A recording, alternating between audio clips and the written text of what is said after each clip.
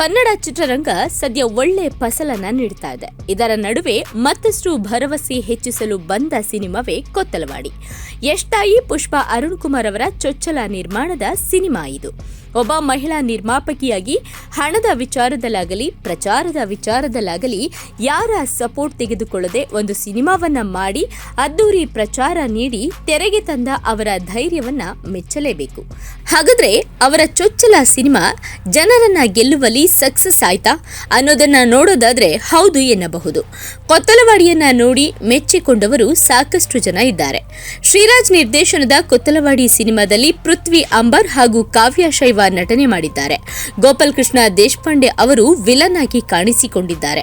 ಆದರೆ ಇವರು ಕತೆಗೆ ಮತ್ತೊಬ್ಬ ಹೀರೋ ಅನ್ನೋದು ಸಿನಿಮಾ ನೋಡಿದವರಿಗೆ ಅರ್ಥವಾಗುತ್ತೆ. ಉಳಿದಂತೆ ರಾಜೇಶ್ ನಟರಂಗ, ಅವಿನಾಶ್, ಮಾನಸಿ ಸುಧೀರ್ ಪ್ರಮುಖ ಪಾತ್ರದಲ್ಲಿ ಕಾಣಿಸಿಕೊಂಡಿದ್ದಾರೆ.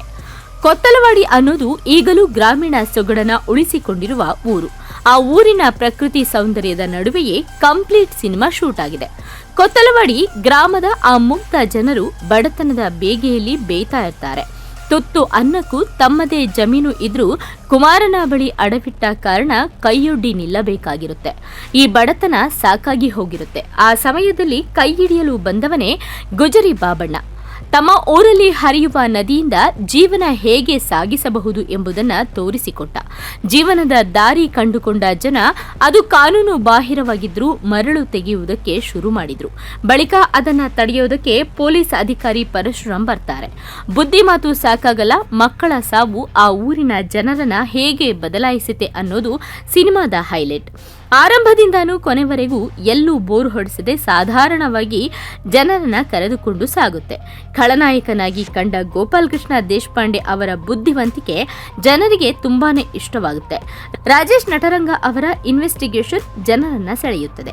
ಕಾವ್ಯ ಶೈವ ಅವರ ನಟನೆ, ಭಾಷೆ ಇಷ್ಟವಾಗುತ್ತೆ. ಪೃಥ್ವಿ ಅಂಬರ್ ಅವರ ಮಾಸ್ ಲುಕ್ ಸಿಕ್ಕಾಪಟ್ಟೆ ಇಷ್ಟವಾಗುತ್ತೆ.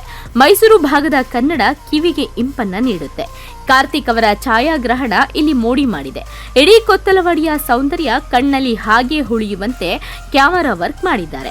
ಯಶ್ ಅವರ ತಾಯಿ ಪುಷ್ಪಾ ಅರುಣ್ ಕುಮಾರ್ ಅವರ ಮೊದಲ ಪ್ರಯತ್ನಕ್ಕೆ ಜನ ಜೈಕಾರ ಹಾಕಿದ್ದಾರೆ.